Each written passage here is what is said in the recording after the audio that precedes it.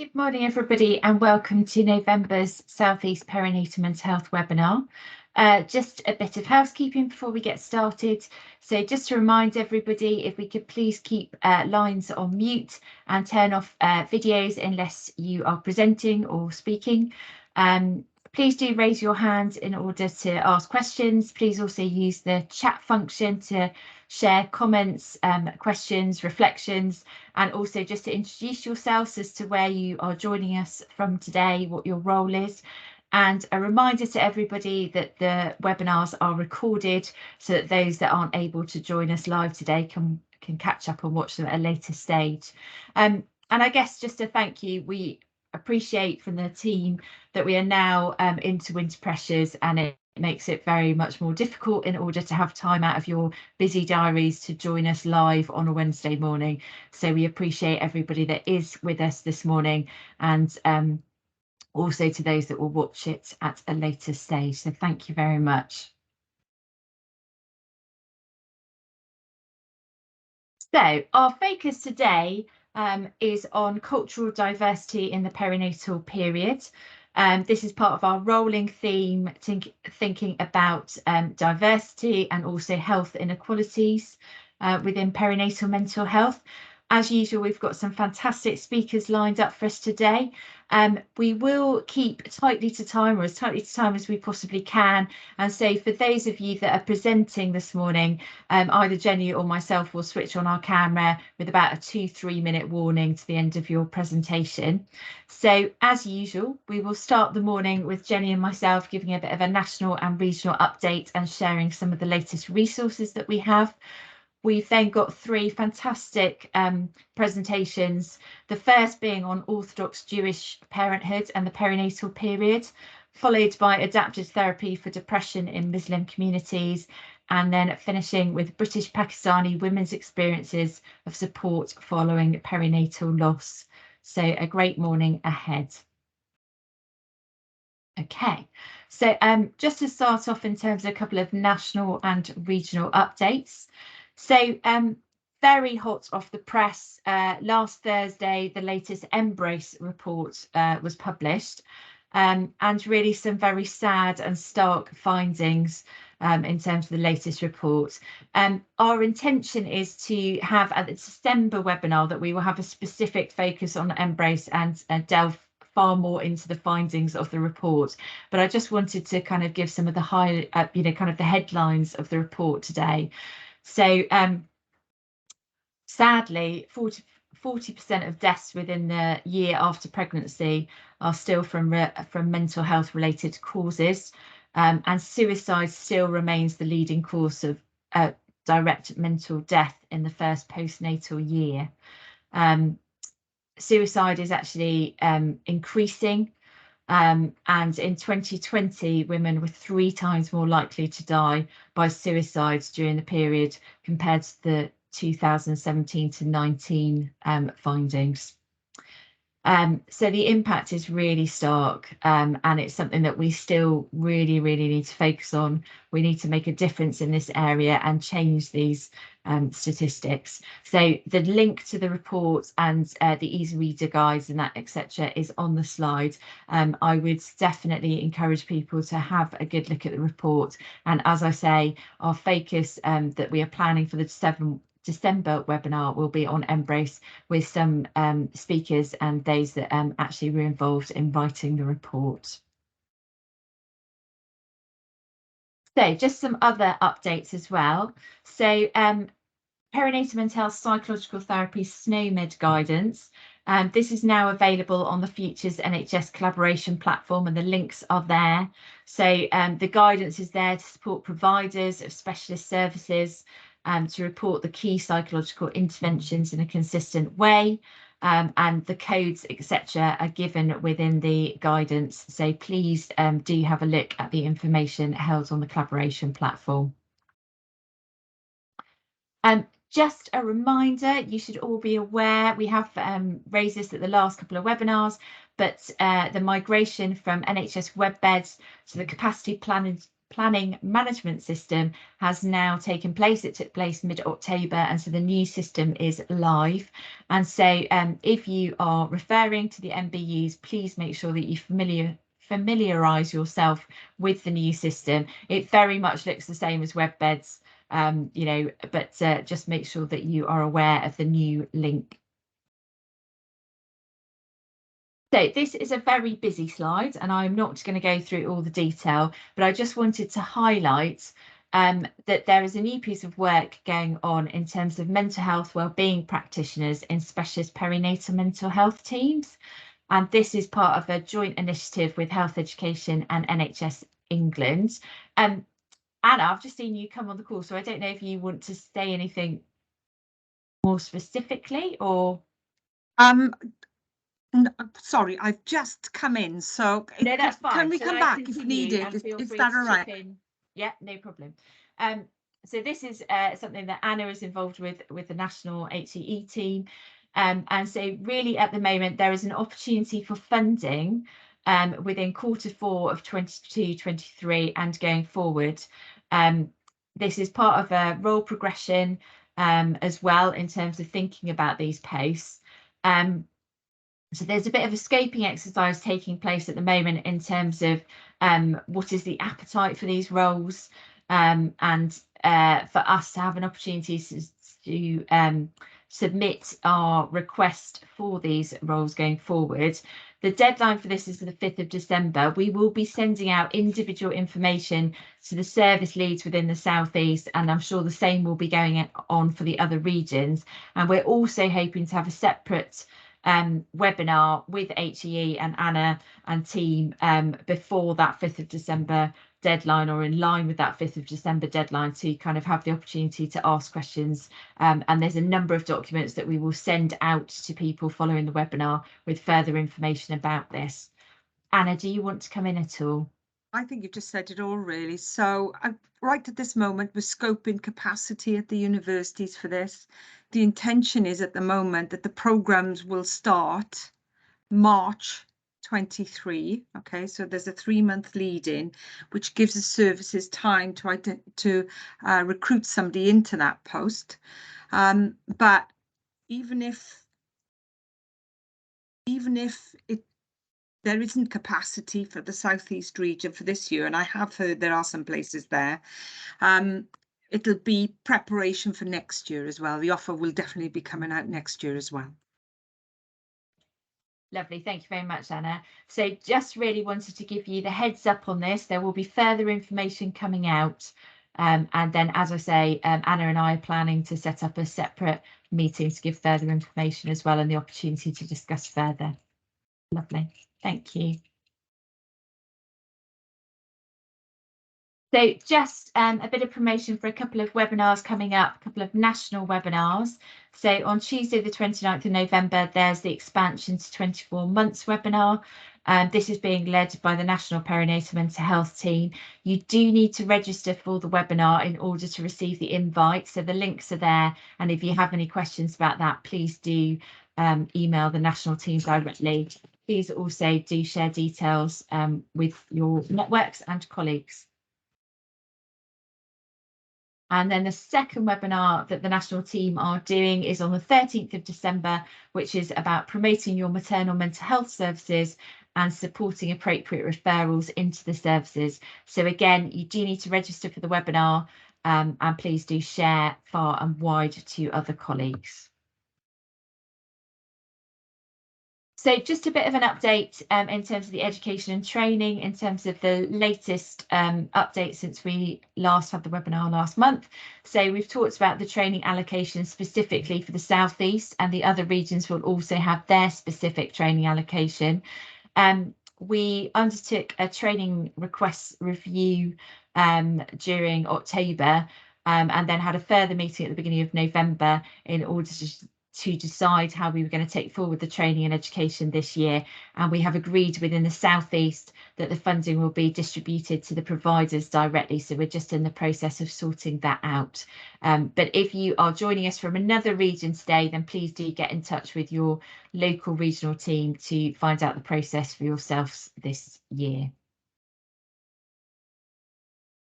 Okay, at this point, I'm going to hand over to Jenny, who's going to talk a bit further about some of our training and resources. Good morning, everybody, and thank you to Liz. I'm just starting off, so I've tried to theme all of the resources today around our theme for the day. So the first thing I want to do is highlight for the South East people on the call 2 training events relating to health inequalities. First one is this one, cultural competency. There's still places available. And if I can have the next slide, please. Another plug for the Gypsy and Traveller Cultural Awareness Training. I'm really baffled as to why there hasn't been a better uptake for this, because it's 4 modules of just 15 minutes each, so and you can do them in your own time. So please promote that with your staff. Next slide, please. This is a suite of new resources from Refugee Women Connect. They're fairly newly published, and I would say to have a look. And there's also a little animation, and I think that would fit very nicely into induction packs for anybody working in maternity, health visiting, perinatal. So do have a look at what's available there. Next slide, please. I just wanted to highlight these 2 resources that the conditions for pregnant asylum seekers had hit the mainstream news. That's the one on the left with the article there. And also on the right here, this is a webinar that the Royal College of Psychiatry put on, and I have to say that it's a brilliant watch. And if you're interested in this area, do take the time to watch this webinar, because there's some amazing content on there around the health inequality agenda, particularly obviously in relation to mental health. Next slide, please. Ready for Parenthood now have translated their key messages, and there's also using a British Sign Language interpreter. So it's just to say those resources are much more accessible now. Next slide, please. A couple of non-directly health inequality related. On the left, it's a plug for the next meeting of the South East Perinatal Research Forum. That's coming up on the 6th of December, 10 till 11:30. And then on the right, I wanted to highlight that the Brazelton Centre are offering bursaries for the MBAS and the MBO. So because the closing date is coming up soon, we thought we'd just pop that one in today so that you could apply if you wanted to. Next one, please. This is a slide that we've shown before, and I'm not going to labour it, but what I wanted was for this webinar, when it goes onto the website, to act as a real resource pack for you. So these are the resources that the national team collated, and so it's just to make sure you've got them all in one place. Next slide, please. And then I think I've been incredibly kind. I've put all of the webinars that we've done that focus on health inequalities, all the links to them here on this slide, so that if you want to direct your staff there, or if you want to look anything up yourself, you've got it all here as a resource. So thank you. Was that Beth for the heart? Thank you very much. And also the Bias Trap film is on there as well. And again, these are really useful resources for your new starters, to go in induction, or if you're doing specific work about a particular marginalised group, you might find some information within one of these webinars. Next slide, please. This is one of the key messages for me about sort of what's going on at the moment in terms of things that we can fix. And to my shame, I don't know where this quote has come from, but I think it's really, really important with this agenda. So we measure what we value, and we value what we measure. And that's a lead in to the next slide, please, because this is a little screenshot of the from the perinatal dashboard on the Futures platform, where you can look and see referrals and cut that information up in all sorts of different ways. But obviously I was interested in looking at ethnicity, and this is the picture for South East, but the number of referrals where the ethnicity is missing is at 8.3%. So some teams are doing better than that, obviously, because this is the average across South East, but some teams are doing massively worse than that. And I don't see how you can possibly know that you're reaching the whole of the community if you're not recording this. So if there's any message to take away from today, and I'm sure there'll be loads more coming from our lovely speakers, but from my bit, please make sure that you're robust on your missing ethnicity data and do some work to make sure that that gets into better shape. And before I get questions around or they just refused, there's different coding for people that actually didn't want to say. So I'm pretty confident this is properly the missing data at 8.3%, and we can do better than that. So that leads me on very nicely to my first speaker, or speakers actually. So I'm absolutely delighted to introduce Sarah and Gittit. I have actually seen Sarah speak before, and I just was blown away, Sarah, by all the amazing information that you shared last time. So I personally am massively looking forward to this talk, and I hope everybody else enjoys it as much as I did and learns as much as well, because it's a really informative talk. And Sarah, I know, and Gittit, I know how much material you have, so I will stick my head up towards the end just so that you know, okay, so you don't have to worry too much about time. So over to you two. Thank you very much. Thank you so much, Jenny, for that kind introduction. So you will understand the challenge that we had to condense a longer cultural awareness training into a 15-minute plus 5-minute for questions a slot. And that has been a real challenge, but thank you so much for inviting us. And it's really a pleasure to be here today. With me, I have Gittit. Would you like to introduce yourself? Yes, I'm Gittit Rothenberg, and I want to apologize to start with that English is not my first language, as you can hear. So if I stumble a bit, you're going to put up with me, hopefully. So I'm the manager of Jewish Maternity Program, which is pre and postnatal information and support. I was also founding and the chair of Mothers in Mind, which was a support line for people who have perinatal mental health syndrome. We did signposting, information, support, and listening ear, and it was very successful during the years it was working. It stopped because other services have opened, and there was no point of doubling up and doing things which are being done already in different ways. All the members of JUMP have been trained by the Mental Health First Aid, and also by Jamie, which is a Jewish mental health support organization. Thank you. Next slide, please. So this is what we will have to race through today. It's impossible to understand, I think, the journey for an Orthodox Jewish lady if we don't give you a reasonable background and context. So this is what we're aiming to do, to cover the culture, religious aspects, Sabbath, Jewish festivals, touch on kosher food, and then we move into the crux of things, families and the perinatal period. Thank you. Next slide, please. Unfortunately, I'm not going to go through this slide, but when you get your packs, I believe this will give you a good context and a bit of the history of how and when we settled in this country.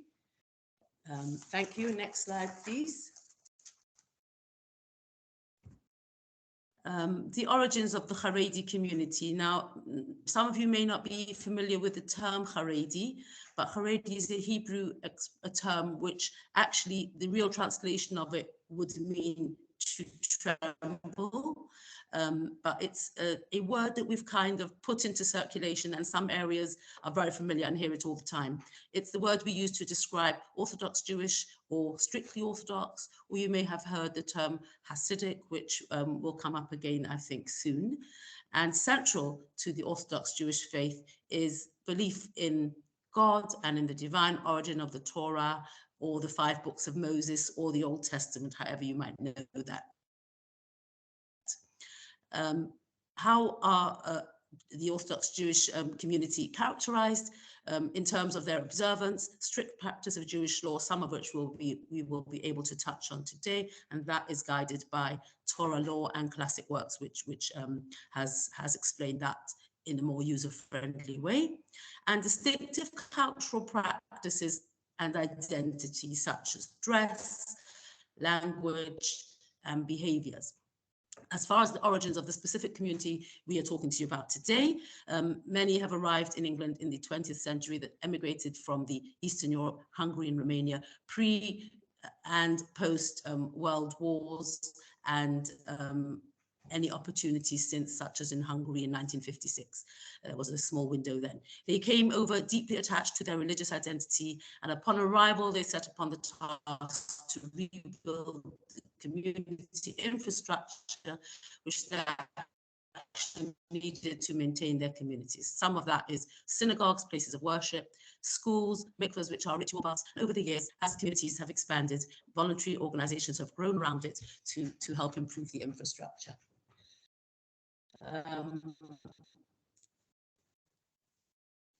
Sarah, can I just ask if you, Sarah, on this actual slide, you have the 5 books of Moses on the right behind.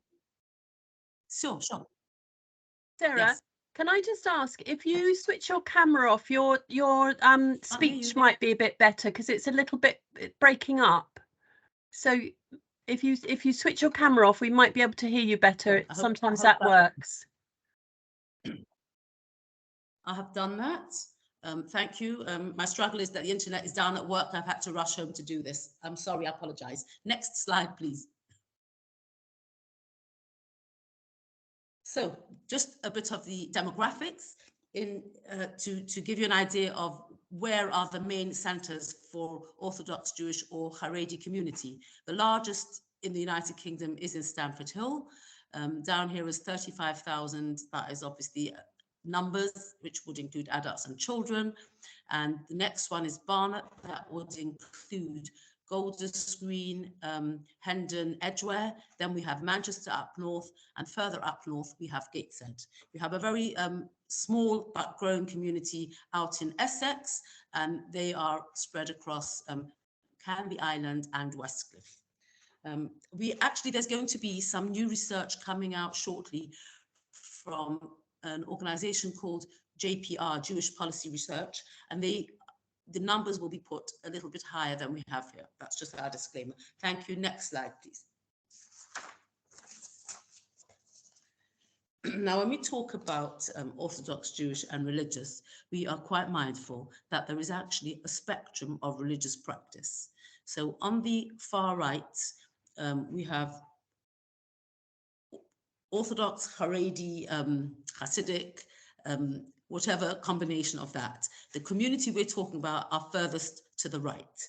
And we've already alluded to dress, cultural practices, faith schools, how they interact with technology, with mainstream, and how they go about their daily lives. As you move across the spectrum towards the left, there is a more open and more maybe up-to-date how people conduct their lives. And at the far end, you may have people who identify as Jewish, but are actually not practicing or not observant.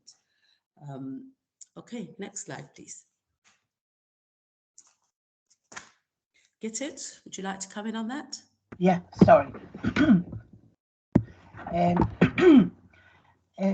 Actually, we need to explain the miracle of survival and growth, both physically and practically, as the practicing Jewish people.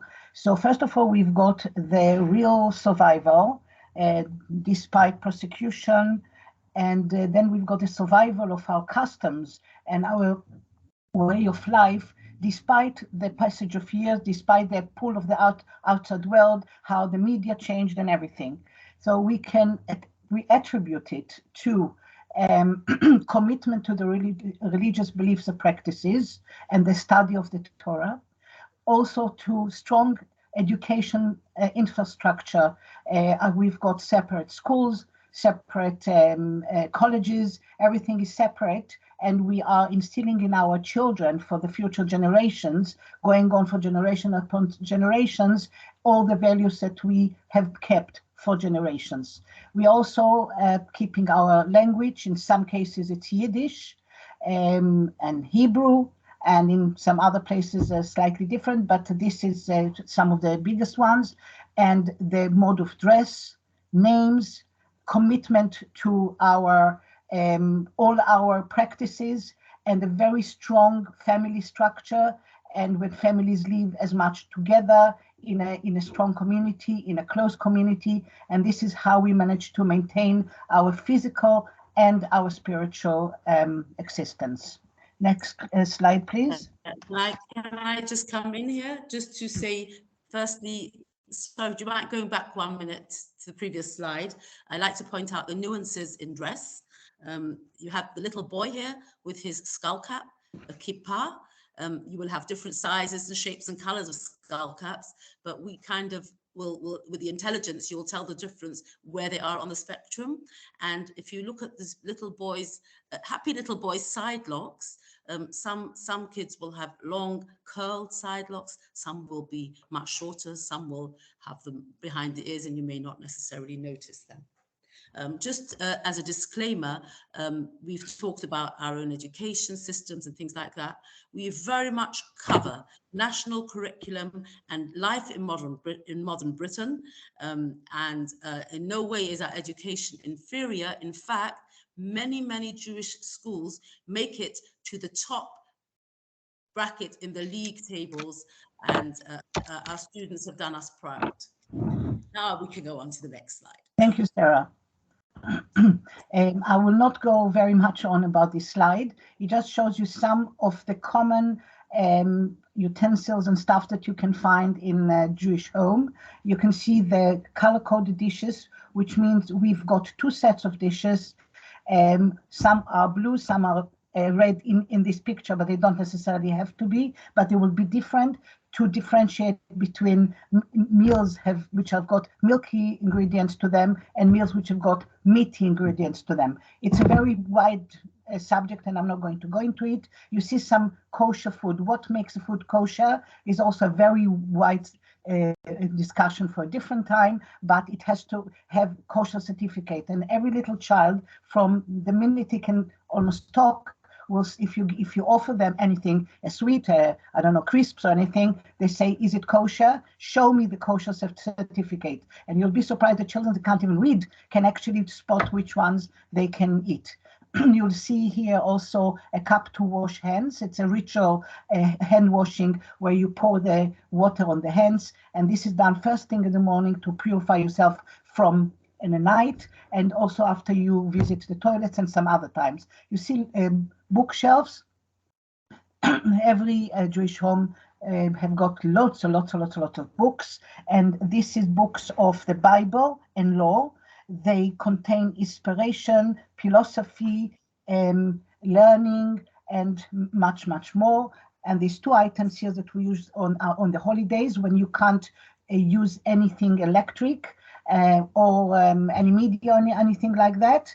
And you can see a light that you don't switch on and off. You just slide it and then it becomes off without actually touching electricity, and a hot plate when you warm up food, and it's connected to a clock and it goes on and off by itself because we're not allowed to turn it on and we're not allowed to cook. So we put it from before the holidays. And then you've got a mezuzah. This is a scroll that which is affixed to our doorsteps. It's a protection, and that's for now. Thank you. Next slide. Shabbos and the Jewish holidays. The Shabbos is on Saturday. every week, and the Jewish holidays are throughout the year. With the next slide, we will see soon when they're coming. Each holiday has got his own rituals and mitzvahs and laws and the way things will be conducted. What's common for all the holidays and for Shabbos is longer prayers and specified prayers and some special things that will happen during that holiday. The Shabbos and holidays always start in the dusk and end the nightfall of the following day. They are Shabbos and all the holidays are to commemorate special Jewish history. There are many Shabbos and holidays prohibitions, including something that I mentioned before, all economic activity and activating all electric currents and switching on and off lights. All we're not allowed to travel. We're not allowed to carry in public in some holidays, not all of them. Writing, tearing papers, all the media, speaking on the phone, cooking, or using fire, which I mentioned before. And the next slide will tell us a little bit when these holidays and what's special about them. Thank you. Sorry, I'm just going to butt in there. I apologize. Thank you. I'm very good at talking out of turn. I just want to, I know it's on the slide, but just for those of you who are really not familiar with this, it does feel a bit like there are so many prohibitions, but how do you get on with life? Obviously, when you're born into it and you forward plan, it's not a problem, but it's very important, especially for listeners today, to understand that all of this, we override to save life or limb. If there is a risk to life or limb, if a young baby is unwell, if a pregnant woman has an issue, there is nothing that was going to stop her to make contact with her, her medical team or to go to hospital. She can travel, she can call, she can do whatever necessary. And it's really important to understand that. It's nobody should think that it's a hindrance to well-being, because that is really not the case. Thank you. Thank you, Sarah. Before I talk about these holidays also in short, further to what Sarah said and I said before, maybe it feels like it's all about prohibitions, and all about you're not allowed to do, and all about really difficult times of the year. Well, it's actually the contrary. The children and the adults, and especially the children, are looking forward to each holiday with anticipation, with smile. They're counting the days and counting the weeks and counting everything, because it's a time of togetherness, of happiness, of enhanced happiness. Actually, one of the laws is you must be happy during the holiday. So people, well, I know we must too, but people are very, very happy. It's a together time for the family when we sit at long, unhurried, undisturbed meals with the children, with the grandchildren, whoever has got them, sometimes with brothers and sisters and the families in the large family content, and there's a lot of beautiful dishes and a lot of beautiful singing and a lot of beautiful rejoice. Even in the synagogues, the children love going to the synagogues because there's a lot of dancing, a lot of singing, a lot of beautiful prayers. And this is a time of that we feel like we are going, higher. And ask every Jewish child what is the best time of the year, and they will mention all the holidays. So I know here we're talking about difficulties because we're talking about mental health, but really and truly, this is a time of rejoice and build and community and bonding. So that's just by the way. So I want to mention about this slide going across and the color of it. The red colors are time which are difficult. When we say difficult, it's not for the children, it's more for the women folk, for the adults, because of preparations, because of longer prayers, and because of other factors, and I'll mention in a minute what.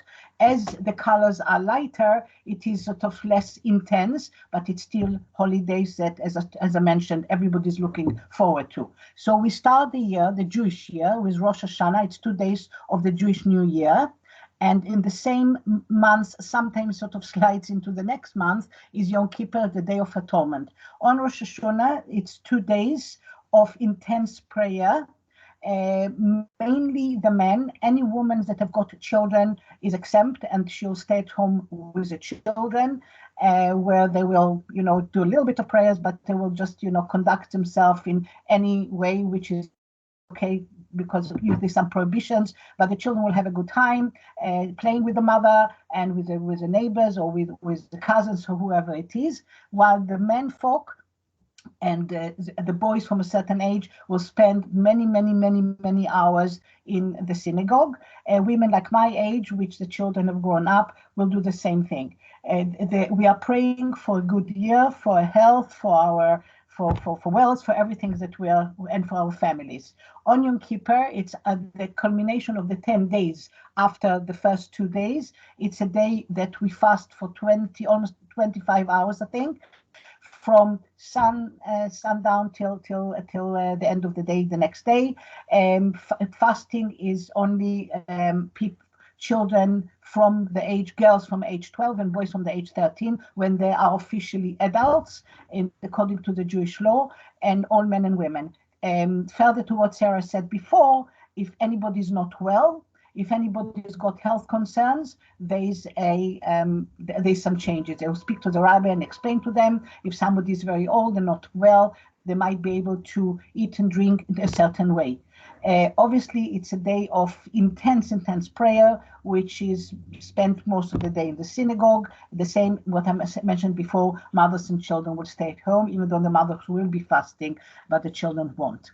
I'm sorry, I'm going to have to speed you up because I want to spend as much time as we can on the perinatal bit. Okay. Please continue talking through, but do it very quickly. Sukkot is following that, these 2 days, which are the days of joy, of happiness. We've got some interesting rituals. I don't know how to call it in English actually. We've got 4 types of greenery and fruit that we will be holding and shaking and praying with, and we will be living, eating and even sleeping in a hut built outside the house, and it is a time of joy. Now, talking about the emotional state, mothers have got to prepare as many as 30 or more big meals for those days, and it can be quite difficult and quite time consuming. So expect women to be a little bit more stressed on this time. We are going to Hanukkah, which is 8 days of redemption, when we light candles. It's a time of a lot of parties and family joy, and not any much change in prayers, and you're allowed to do whatever you want. So it means it's a weekday beside the Sabbath, but it's a very nice and happy time the children love. Purim is 1 day. Also, you're allowed to do what you want. The children dress up, and there are special rituals of giving presents and food to each other, and the children look for this day the whole year, and then this follows by Pesach, Passover, which is 8 days that we are not eating anything which is made from grains, and the whole house have to be cleaned for anything made from grains. It's a lot of work and preparations for the adults, though it's beautiful days of happiness. And then later on we've got Shavuos, the 2 days when we receive the Torah. It is very similar to Shabbos. Nice meals, a lot of cheesecakes, a lot of flowers, and that's about that. Next slide. Just to point out that you may have the dates in a faith calendar, but it's the nuances that is important to understand. What is the lead-in efforts that go in, and then if you need to interact with a Haredi woman to understand that which time of year is more ideal and which less so. Which takes us into the next couple of slides, which I don't think we will spend too much time on because we don't have much time on our side, but every Orthodox Jewish community will have a rabbinical authority who will, they will be able to consult, who will deal with issues for the community, and even they may have a parallel to a court to settle disputes. And I mentioned before, we talked about faith schools and education and traditions. And the last slide, there's a mention of volunteering. There's really a lot of volunteering and voluntary work in the community. And I'll just give you a heads up on one which will come up on our contact sheet at the end. I'll give you an example of an organization that responds to health emergencies called Hatsola. Now, on the last slide, we just have the name Hatsola, emergency responders. Why no contact details? Because every community, as soon as it establishes, the first thing they think about is creating a Hatsola group. And they are on a par with ambulance services and mainstream provision. They are staffed by volunteers who just drop everything when a call comes in and arrive on scene very, very quickly, especially if it's the highest code alert, and they have established great relationships all around, and they have an involvement in maternity. If somebody hasn't realized and has gone into labor quite suddenly and progresses very quickly, and they're worried, they will call Hatsola, and Hatsola will get them to hospital in record time. And they are also trained in emergency childbirth should the need arise. Next slide, please. We've talked about our schools, and one of the characteristics will be single gender groups, single gender schools, usually from age 3 upwards. There'll be, we have our own media and reading material. There are Haredi libraries if people should so desire. And social media is not accessed very much, and computers will be used, but mainly for work purposes, and they will in all likelihood have a filter on it. There are different levels of filters depending who you are and where you are, and children are not likely to own their own mobile phones. Next Sarah, slide, I'm please. just giving you a 5-minute warning, but I'm just wondering as well if I can be terribly cheeky and say, rather than rush through, if we focus today on the cultural aspects, could I be cheeky and say, could you come back in the new year and do the perinatal period for us rather than rush? We could, but we're actually onto the perinatal period now. Oh, okay. If you feel, Right. if you feel we don't do it justice, I think we'll be ready to come back. Or even if you Perfect. want a second one, we can come back. Lovely. Thank you so much. So next.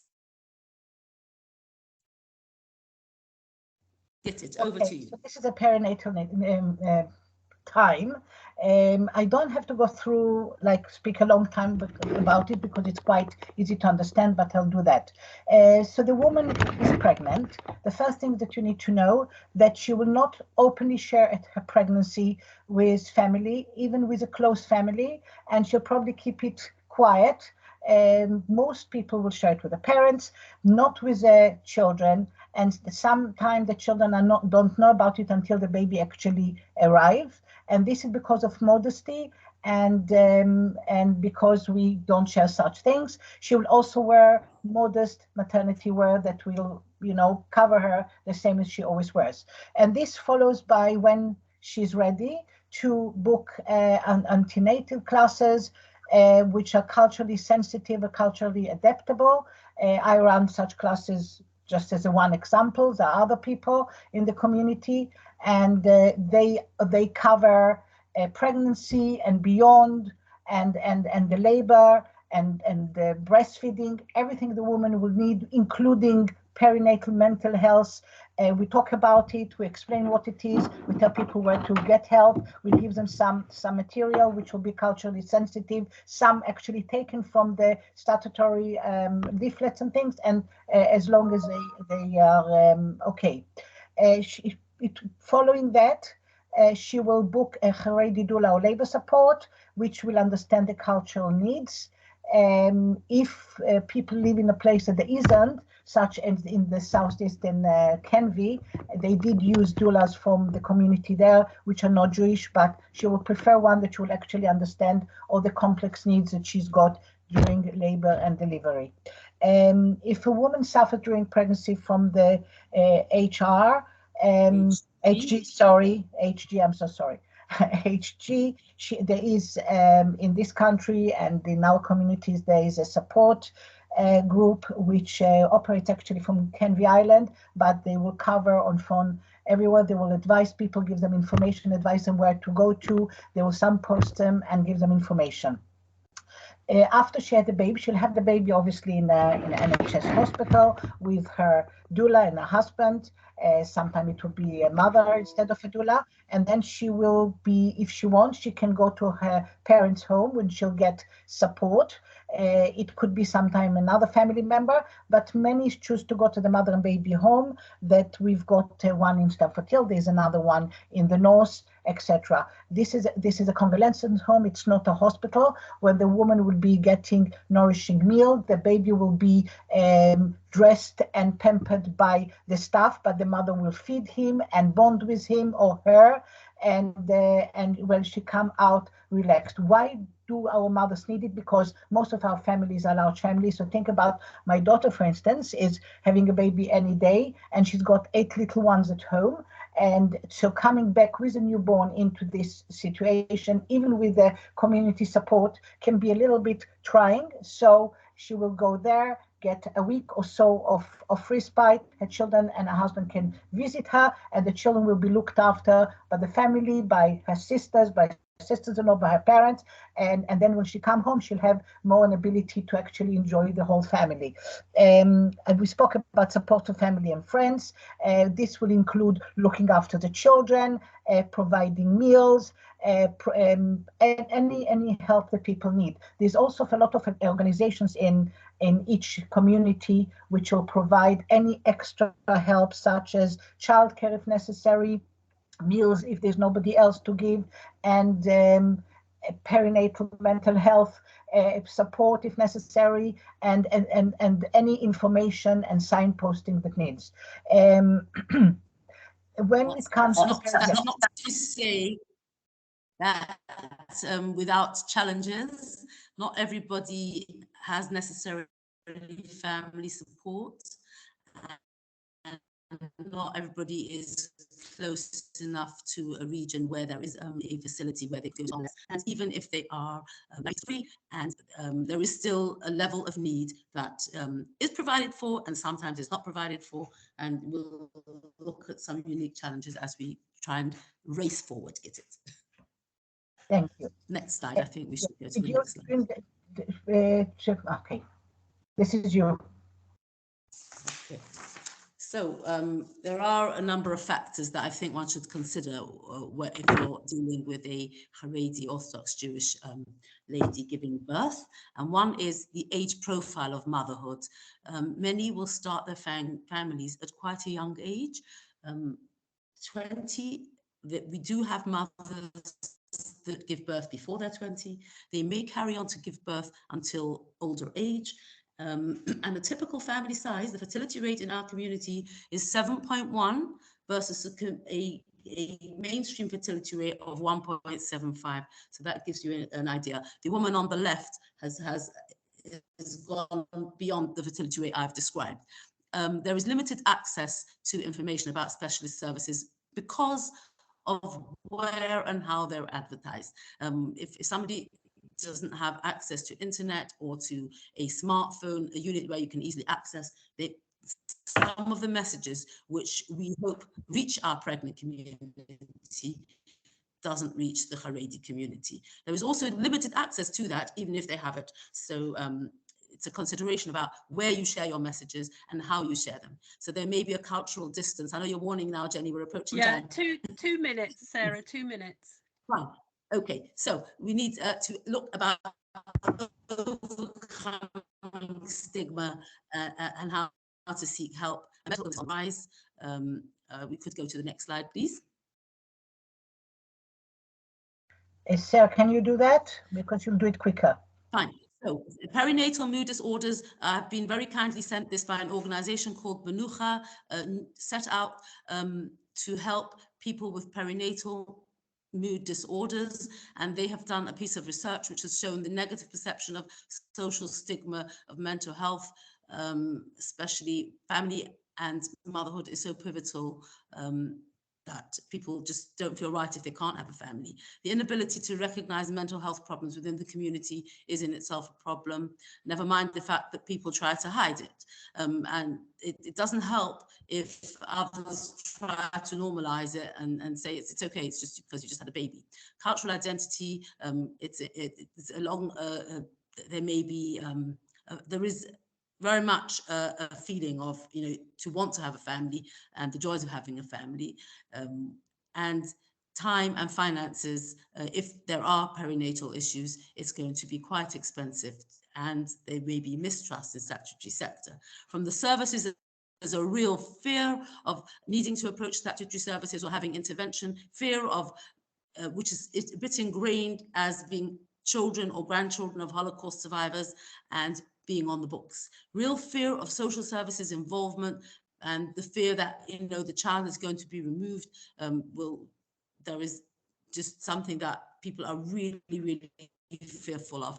Language barriers, cultural naivety or insensitivity, possibly coming across as discrimination. So a lot of time has to go into norms, which takes away from therapy time, even when these are explained, are not necessarily understood. Have we got time for one more slide, Jenny? I don't think we have, Sarah, but okay. We're very open. Sorry, I'm so sorry, because it's just fascinating stuff, and yeah, let's have a conversation afterwards about whether we can do something else with you guys. This material is just so necessary for everyone to hear. So thank you so much. It's our pleasure. We're very open. If you want us to come back, then that will give us more time to deal in depth. I'll be really happy to do that. Brilliant. Thank you so much. Thank you. So I'm going to move us on to our next speaker, Dr. Ghazala Mir. This is a subject that absolutely fascinates me. So, okay, we're going to do all this work to make sure we're not leaving anyone behind and that all communities in our area are represented within our services. But are we doing the right things once we are in touch with these communities? Is what we're offering acceptable and what they need? And I think that this talk will really help us to start thinking about that. So over to you. Thank you so much. It's fine. My pleasure, and great to be here. Can you hear me okay? I haven't had a chance to speak, so I'm not sure if you can even hear me. Okay, great. Okay, so I'd like to just share the screen if that's all right. And is it all right if I share my own, because it will save time with changing slides, if that's okay with you? No problem. I'll stop sharing. Great, thank you. Okay. Can you see that okay? Yeah, you just need to put it onto slideshow. Yeah, okay. Great, okay, thank you. So I'm going to be talking about some research that we did at the University of Leeds involving various other organisations, including voluntary sector organisations and primary care trusts, and it was funded by the National Institute for Health Research, 3-year project to look at how we might adapt depression therapy for people in Muslim communities. And the reason that we thought this research was needed is that culturally appropriate treatment is promoted by health policy organisations globally and in the UK. And there's a lot of research evidence that shows that faith-sensitive therapies can reduce depression and improve well-being. And actually, if you look at the origin of current therapies, they were often developed historically within religious kind of context. So actually, the earliest psychiatric hospital, for example, was developed in the Muslim world, and CBT sort of models, we can see religiously informed models, much predating what we have at the moment. So actually, these types of therapies have often been secularized, and now we need to think about how we can actually make them more sensitive to people who have religion as a core identity. Because without that, we're facing kind of inequalities in terms of access and other issues and outcomes, and also a lack of trust and confidence in services. What we know about people from Muslim backgrounds in relation to mental health is that religion is a prime identity for some people from Muslim backgrounds, and that they're more likely to use religious coping techniques when they have mental illness than other faith groups in the UK. The reason we selected behavioural activation as the therapy that we wanted to adapt is because it has a similar evidence base to CBT and actually takes less training to deliver. But particularly because it focuses on client values, which is really promising for adaptation to meet the needs of people, who have a religious identity that is important to them. If we look at the evidence on Muslims and depression in the UK, we can see that they don't really get the same kind of outcomes, and some people within UK Muslim communities have higher levels of depression, and it can last for longer. So some research that was done a while back, but there's no real reason to think that that has changed, is that amongst Pakistani Muslim people, 97%, which is almost all of them, continue to have depression after a year, compared to 45% of people in the general population who are likely to get better after 6 months. We also know that there's under-referral of Muslim populations for psychological therapies, low levels of trust, as I've mentioned, amongst minority ethnic clients and generally, and also widespread failure to really accommodate spiritual needs in the NHS. We looked at national IAPT primary care mental health data a few years ago, and what we found was that nationally, we would expect around 5 to 6% of Muslim clients, but we only found 2%. And at 6 sites that we looked at where there were concentrations of Muslim communities, we would have expected to find over 8% of clients, but we only found about 3%. And we also found that for those people, there were poorer treatment outcomes. And all this suggests that current treatment, although access is an issue, but also current treatment may also be inappropriate. So one of the questions that comes up when we talk about inequalities is, why are you focusing on this particular group? And it could be Muslims, it could be women, it could be disabled people. Why are you privileging them? And really, the answer to that is that we're not privileging that group. We're actually trying to reduce the disadvantage that exists within those groups. So in groups that are socially excluded, like Muslim populations, as I've said, you find under-referral, lower use of services, there may be access issues, and it can affect stigma within those communities. They often tend to have more environmental stressors like unemployment, poor housing, and lots of other issues, comorbidity. And we also find that those groups are, as I say, not just Muslims, but any socially excluded group, you'll find low representation generally amongst therapists or amongst the sort of decision makers within an organisation. And what we're really trying to do through this research is to bring that group up to the same level as a group that is socially included and can have, it tends to get good outcomes, has better access. We're trying to get some equality and equity in the way that services are run. The reference there is to a publication about the research that we did, which covers some of these issues in more detail. So when we did the research, what we found was that therapists often recognise that it was important to discuss and acknowledge religious belief, but it could make them feel very uncomfortable. They felt they didn't know enough about Islam or about Muslim communities, and that knowing less than the client, they might be seen as patronising the client. They also worried about how taking this approach would fit with their own identity and their own beliefs or non-belief. They were worried about preaching, imposing on those who are not religious and maybe inducing guilt. And the major thing was that it was not normal practice. It was not really part of their training. And I think if we look at why it's, why there is a lack of training, the European social context, and this is something that is a global issue really, but this poor engagement with religious values, means that people have the potential to replicate social exclusion because they're not engaging in a positive way with something that is very important to the client that's in front of them. And the social historical context that kind of contributes to that lack of training is that religion in general, and Islam in particular, is seen in a very negative way in terms of scientific and clinical settings. And this goes back to historical movements within Europe around the Enlightenment, when there was a very, huge struggle between scientists and the church to separate out science and scientific findings from church teachings. And this meant that people felt that religion was something that you did on your own. It's a private matter. You don't bring it into public settings. Church and state should be completely separate. Clinical settings and religion are completely separate issues.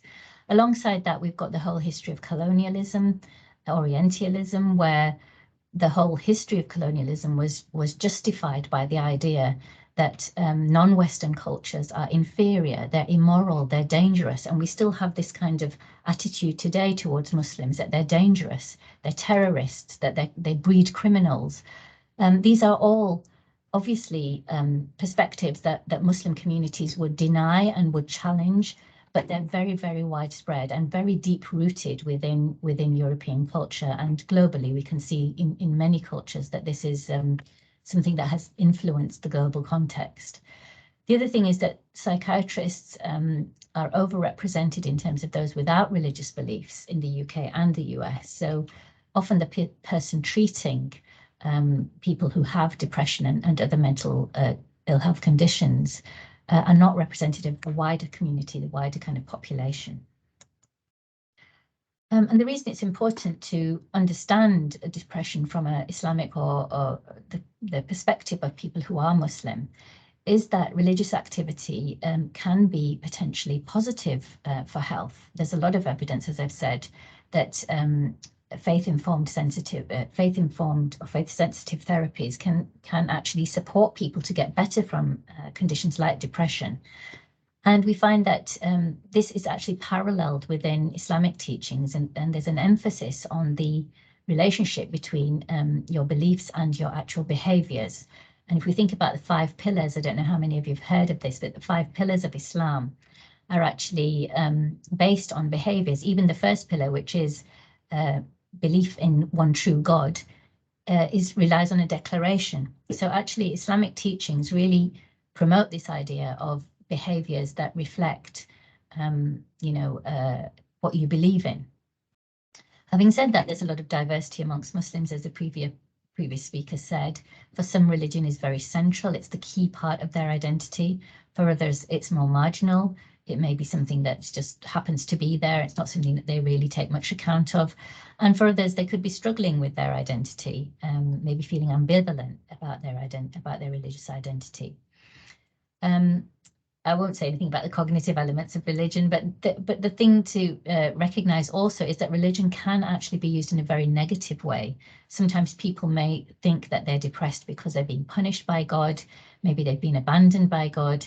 And what we've tried to do in this approach is really look towards positive religious coping rather than negative religious coping, and to steer people away from that way of thinking about religion. Sometimes people look to religion to help themselves feel safe, but they can become over-dependent. For example, when they leave the house, it's quite normal in Muslim communities to say a prayer as you leave the house. But if somebody actually has to keep repeating that prayer all the time that they're out in order to go out, then they can become over-dependent on religious behaviors. So what is seen as normal within Muslim communities is really what we're trying to get people to, to support people with, and what would be actually helpful to their health. One of the ways in which we adapted the therapy was to look at doing a values assessment, and this is taken from ACTS, if any of you are familiar with that therapy approach. Oops, sorry. So identifying whether religion is actually important to somebody is actually a first key step. So we had a whole range of areas that might be important to people to try to determine what values they might need to focus on in order to support their recovery from depression, what gives meaning to their life, and emphasizing that there are no right or wrong values. It's just about making it sort of significant for them, and trying to match and align their behaviors with their values, because in depression, often people find a misalignment between what would give life meaning and what they're actually doing. So value consistent behaviors is a very important principle for behavioral activation for this therapy for depression. And if religion is important to some people and they're not, for example, doing much in terms of religious activity, that can make them feel guilty. It can make them sort of feel that they have been abandoned by God, that they're not a good person. And religion actually, religious behaviors can be a huge support to people in terms of getting better from depression. So identifying that is really important. Who is that important for, and how can they be supported to align what they believe and what is meaningful to them with what they're actually doing? As I've said, understanding Muslim patients was another key thing that we focused on, helping therapists to understand the social exclusion of Muslim identity in UK society, the racism that people often experience on a daily basis, and discrimination in key areas of their social life. And there's a lot of research to show that that is very, very rife in UK society. Also understanding that people may turn to faith healers and also have supernatural explanations for depression. They may feel that they've been affected by magic, for example, or jinn, you know, which are mentioned in the Quran. So they're not. This is not a kind of a delusional. Sorry, my light's gone off. Just let me back on again. This shouldn't be treated as a delusion. It should be accepted as part of their worldview, as a legitimate part of their worldview. And that if people are seeing faith healers, it's quite helpful for therapists to know that and to know what kind of things are going on in that part, because often people are using both services together. We also know that other cultural influences that are not taken from religious teachings can influence the way people live and behave, and that sometimes those cultural influences are not helpful and do need to be challenged. Even the way that religious teachings are understood, are interpreted or promoted within families, for example, may bias understanding towards one way of dealing with religion, whereas actually a more balanced interpretation could be helpful to that person. And an example of that is where the rights of husbands and the rights of parents are constantly being promoted, but the rights of wives and the rights of children are not, even though they exist within Islamic teachings, but there isn't that balance within the way that people are seeing that. So what we ask therapists to do is to give a message of social inclusion toward Muslim clients, to be reflexive about the attitudes that they have towards religion and how they feel about Islam, to understand their own biases and prejudices, and to try to not let that impact on therapy that they're giving, to accept the legitimacy of Islam as a value framework, and to target adverse social circumstances and unhelpful beliefs through activation, through the way that therapy would be delivered, and to collaborate with those who've got relevant expertise when that's possible. We found lots of parallels between BA and Islamic teachings. So the ones that I've got in red there are about, as I said, being active is a key thing within Islamic teachings, and it's a fundamental principle within behavioral activation, this idea of bringing your beliefs and actions together. Again, very, very strong in both worldviews, both sort of perspectives. The idea that small changes can have a major influence, and not just relying on God, that not to be fatalistic, but actually to recognize that you have to play a part yourself. One of the things that we developed was a client self-help booklet, which was a collection of teachings from the Quran and prophetic teachings. And we've had that translated into various languages. And this was really taking the teachings, taking the principles of BA and finding Islamic teachings that would actually reinforce those principles, but through a familiar and valued framework. And the booklet is a resource for both the therapist and the client. It helps even Muslim therapists, are often not really quite aware of what might help from a religious perspective. They can feel just as non-confident because they haven't been trained. So it's a means of developing their knowledge. And what we said is that you don't have to believe the teachings, but you just have to believe that they can help the client. The teachings are linked to positive religious coping and the principles of BA, and we had expert sort of input into how it was developed. So this is an example of something from the booklet. So the BA approach was you have to be active and do your part in order to recover, and the client booklet quotes this prophetic tradition, which we titled Tie Your Camel, in which the Prophet Muhammad, peace be upon him, noticed a Bedouin leaving his camel without tying it. And he asked, "Why don't you tie down your camel?" And the Bedouin answered, "I put my trust in Allah." And the Prophet said, "Tie your camel first, then put your trust in Allah." So the idea that you have to actually play a part in getting better. And this can be a real turning point for people to recognize that they don't have to just wait for God to make things better for them. They have to play a part themselves. So therapists are encouraged to assess the importance of religion, support those for whom religion is important with the self-help booklet, and support clients for whom religious knowledge or instruction might be helpful to seek out that elsewhere, not to think that they have to be religious experts, but to take advice from supportive individuals with the religious expertise that they might need.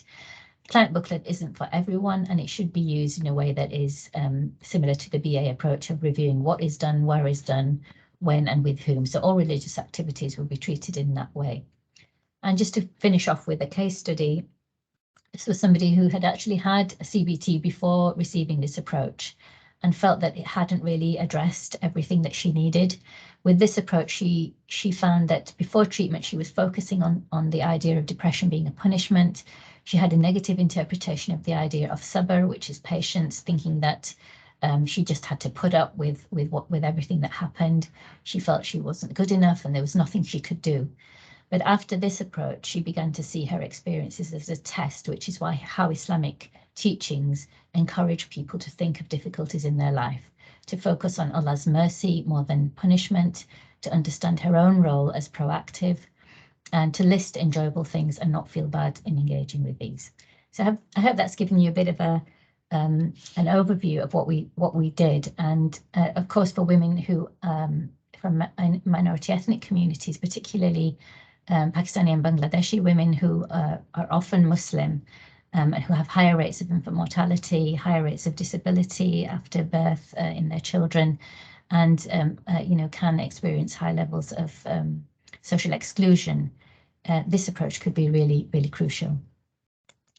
That's my email address for anybody who has any queries, and all the resources that I've talked about are available, including publications about the approach. They're all available on this website, which hopefully will be circulated later on. Thank you.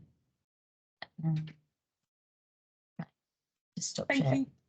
Thank you so much for that. That's it's just so thought-provoking, and the way that you've captured those simple changes and reframing that can make such a difference. I think that's such a powerful message for us all. Can I just ask a quick question? And we actually might have time for just a couple from the audience if anybody has a question. But I was just wondering, so that other services could access the booklet and then just incorporate it into their work? Yeah, I mean, we do train people on how to deliver this approach, Okay. and there are sort of supervision issues as well. But I know people do download the booklet and use it generally, so it is possible to use it that way, although it's been developed as something to be used within the therapy setting, and it's freely available from our website, so people can see whether it might be useful in the approach they're already using. Okay, that's fabulous. Thank you so much. I should take a lot away from that, so thank you. And having said we've got time for other questions, I've just had a message in my ear, as they say on television, to say we actually don't. So No if worries. you have more questions, is it all right to say, and for Sarah and Gita as well, if anybody's got questions, to pop them in the chat? Yes. And you could pick them up via the chat. So thank you very much. Okay, so moving on to our last speaker of the day, again, very much in our theme around health inequalities and marginalised groups. I'm again delighted to introduce Dr. Anna Chataway, who has done a piece of work on British Pakistani women's experiences of support following perinatal loss. So in terms of our agenda, this absolutely is bang on the money. Oh, excuse me, sorry. So over to you, Anna. Thank you very much indeed. No problem. Hi there, just to check, can everyone hear me? Yes, thank you. Yeah, okay, great. So thank you for having me here. I'm a clinical psychologist within the Birmingham and Solihull Trust. So the research that I'm going to be presenting today is from my clinical psychology doctorate, which looked at British Pakistani women's care experiences following perinatal loss. So it was completed with the University of Birmingham and the Maternal Mental Health Service. So I realise it's quite a short time frame and there's lots I'll say, so I'll try and whiz through and then I come back to anything at the end if there's time. I'm also happy for my slides to go out, and I've got a research summary of the research that can go out as well if that's needed. As with the other presentations and everything that's been discussed, I just wanted to say a quick trigger warning, as there might be some difficult content throughout the research, as we're talking about baby loss, so many may have personal or close experiences of loss. So please just take time to look after yourselves if needed. So next slide, please. Yeah, so just a little bit about the research. So British Pakistani women experience disproportionate rate inequalities in terms of maternity outcomes, including being more likely to have worse care during the perinatal and mental health period, die and experience baby loss as compared to white women. So despite this, British Pakistani women are less likely to be referred to and use specialist mental health services. So particularly for the service that I worked for at the time, which was the maternal mental health service in Birmingham, we noted that despite the disproportionate rates of perinatal loss for the Pakistani community within Birmingham, the referral rates to the maternal mental health service, which provides specialist support following baby loss, were incredibly low and a lot lower compared to white women, despite the greater rates of loss within the Pakistani community. So again, just thinking a little bit about the background, there's really limited research with this population. So prior research that's looked at baby loss has largely been completed in Pakistan, or with women who have been classified as South Asian or Muslim. So that's where research really hasn't discerned key differences within their ethnicities to understand how their ethnicity might play a different role in contributing to their experiences and how they make sense of their experiences of loss. So really the rationale for the research was that a homogenous model of maternity and community bereavement care is really unlikely to meet the diverse needs of British Pakistani women. And I think just listening to the previous presentation, it's really clear from that research and lots of the other research that more needs to be done to provide care that is more culturally appropriate. So that was really one of the key reasons why we wanted to look at this research. So the research was also essential to inform service delivery and improve care experiences of British Pakistani women within the perinatal period and following baby loss, so that the care can be improved to meet the diverse needs and also prevent longer term negative consequences such as undue experiences of distress and trauma that might come from women's experiences of care following their loss. So the next slide, please. So yeah, just a little bit about considerations of being a white researcher and embedding anti-racist practices into the research. So as a white researcher myself, completing research within this sensitive area, a number of key processes were really essential to ensure the sensitivity and cultural appropriateness of the research. So I was extremely grateful to have a number of British Pakistani women who had experienced baby loss themselves to be a part of the research. So they co-produced the research and offered consultation from the very beginning right to the end. So hearing their voices throughout the research was really important to shape the research in terms of what questions do we ask women, where do we recruit. They were also really important to feedback the findings of the research too, as a sounding board to check out if my understandings were also located within their understandings, because I'm very aware that the different life experiences that I've experienced compared to the women that I was interviewing. So it was really important to have their involvement throughout the research. So I also had supervision and consultation from a British Pakistani perinatal clinical psychologist working within the Birmingham Perinatal Service to embed perinatal, cultural and anti-racist perspectives throughout. A key part of the research and also lending to the qualitative approach was myself engaging in self-reflections on my own values, any racial biases or privileges that I might experience or have, or that might intervene with me understanding the women's experiences to the best that I could. So there was a lot of time spent reflecting, reading through the research interviews once they were done, making initial comments prior to even thinking about what the content meant. So the next slide, please.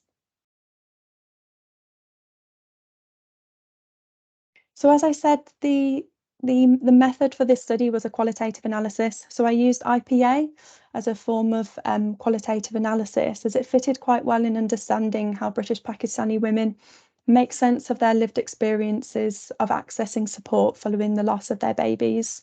So in total, I spoke with 6 women.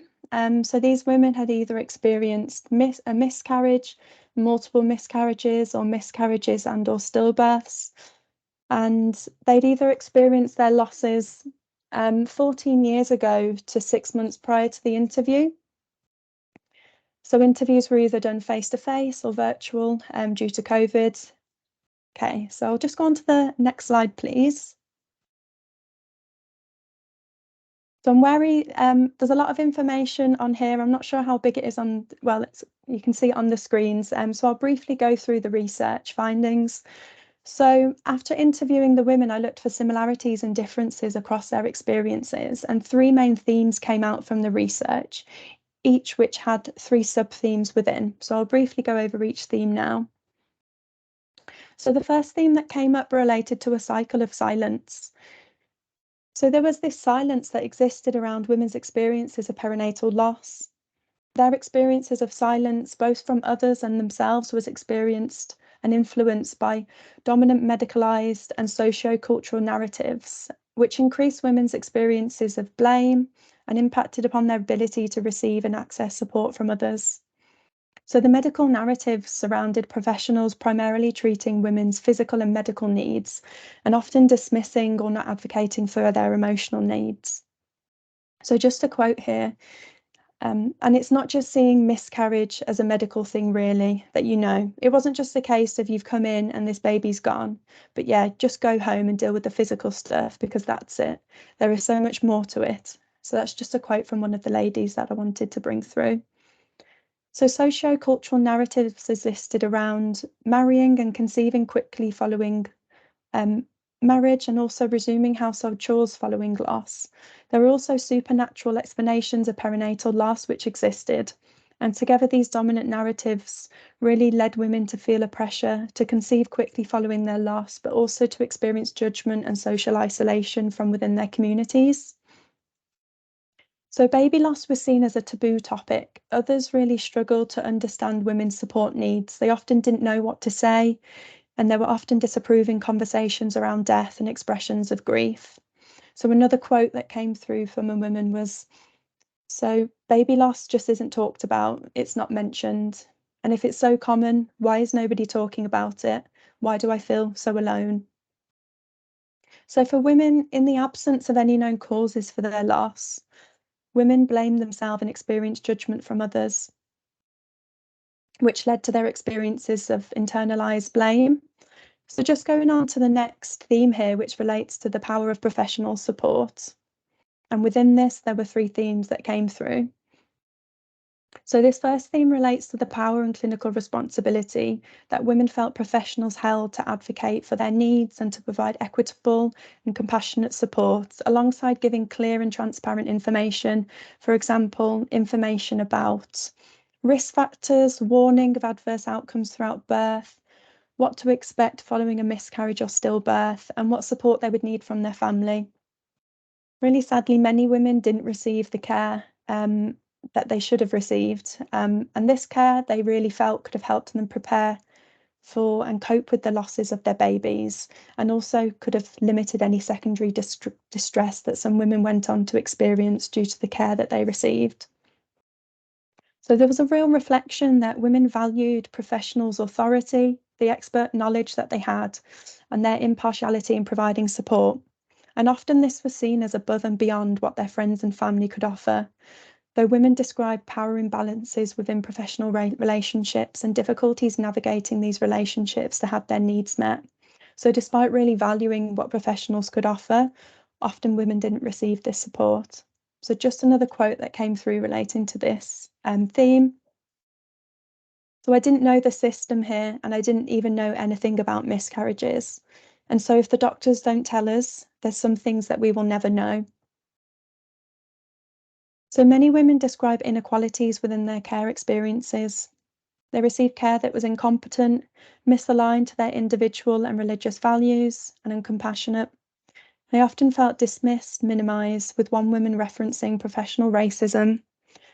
So women really reflected on a disparity of support that existed in terms of them having no follow-ups, limited contact with midwives, and not being signposted to mental health support that they really needed. And they felt this disparity existed between what they received versus what women giving birth to a living child would receive. Women talked about how little they felt they needed to be cared for. And this was really difficult to hear because at times women said all they needed to hear was kind words, to have compassion from others, and to have physical contact, whether that be their hand being held or their shoulder being touched. So women's experiences had lasting and harmful implications upon how they viewed their own support needs in the future and their relationship to services and seeking support. So some women displayed submissive narratives when expressing their support needs, which aligned with internalized racism. So due to women's experiences of care when losing their babies, women often expected to be dismissed or judged by professionals throughout their loss and in the future. So often when they came in contact with professionals in the future, they were quite passive or dismissive of their needs, or they purposely altered how they talked to professionals for their needs to be taken seriously. And there was a real sense that women had lost trust for services. Many women took their husbands to future appointments with them or would pray for understanding professionals that didn't judge them in future appointments. So the last theme that I'll go on to relates to the connections that women found after their experiences of loss. So the last theme refers to the meaningful support that women receive from professionals, family and their friends, and their ability to connect and find acceptance following their loss. So a lot of women received above and beyond care that was meaningful and attuned to their emotional, practical and religious needs. Often this care supported them to create lasting memories with their babies. Women also received invaluable emotional and practical support from their family and friends that was really responsive to their changing needs. So all women felt a sense of being alone due to the tabooness of baby loss, though towards their kind of path of healing, they found connection and really valued sharing their grief and connecting with others who had also lost babies, whether this be in social support groups, to friends who they actually didn't know prior to their loss that they'd experienced baby loss. So this provided women with validation, hope and comfort. So women also found many ways to connect to their identities as mothers and to remember their babies, whether this was visiting their graves, talking, smiling or crying about their babies. So all women coped with their losses through connecting to their Islamic faith, spiritual and religious beliefs. So this enabled women to find acceptance, comfort and attach higher meanings to their baby loss. So women drew upon Islamic beliefs surrounding life and death, that losses were a part of God's greater plan, that their babies had become their saviours and would guide them into the afterlife to be reunited upon their day of judgment. Women also sometimes saw their losses as a test that they could recover from. And in the absence of any known answers as to why they lost their babies, women found comfort in understanding their losses through their religious beliefs. So just the next slide, please. So this is just a lot more detail into the research. I'm not going to go through this, but this is just on the PowerPoint in case the slides are sent out and others did want to look through the research in more detail. So just the next slide, please. So the research has many implications for clinical practice. Really importantly, it's crucial to embed trauma-informed approaches that consider racial trauma, ethnic minority women being decision makers and involved in decisions about how care can be improved. We really felt that the inclusion of spiritual, religious and faith-orientated approaches into clinical practice when supporting British Pakistani women and other minority women within maternity care in the perinatal period was crucial. So, for example, consideration of how Islamic faith or other faiths intervene with women's grief journeys and how their faith can actually support them to recover. What we found was that westernized approaches may not be particularly compatible and might be quite ineffective for women who identify with an Islamic faith if they don't have the Sorry, space. Anna, we just got 1 minute, okay? No problem. 1 minute. So yes, so racial awareness training and supervision for professionals to consider their own racial biases, assumptions, privileges. As I said, there's more detail on this that can be sent out. Something else that was really important was clear, language appropriate and easily accessible information to be offered in verbal and written format about poor birth outcomes, associated risk factors. And really crucially is that mental health is inquired at every contact and that women are referred or signposted to appropriate mental health services. Just briefly thinking about future research and next steps. So some themes that came out throughout the research that I think would be really crucial for further research to explore is newly arrived migrant women's experiences of perinatal loss and non-English speaking women, and also termination of pregnancies as these experiences and these particular populations bring about their own unique complications that need to be explored and thought through. And in terms of next steps with the research, we're hoping to develop a tool for clinicians or services to implement some of the recommendations. So this is in the process and can be sent out through the contacts that I have with yourselves if needed. So sorry, I think I've just come to the end of the time. So any questions? Brilliant. I'm not sure if there is just time. a minute over, so I think that's pretty amazing because we've had such wonderful speakers. And I'll disappear and just hand quickly back to Liz. Thank you so much. Please do, if people have got questions for Anna, please do put them in the chat and we can then follow up on them afterwards. Apologies, because we've had such great speakers that we have gone over on time and that we didn't have more time for their great presentations, but we can always invite speakers back again. Without further ado, just to say have a good rest of day and we'll see you for the last webinar of the year on the 14th of December. Take care, everybody, and thank you very much. Bye-bye.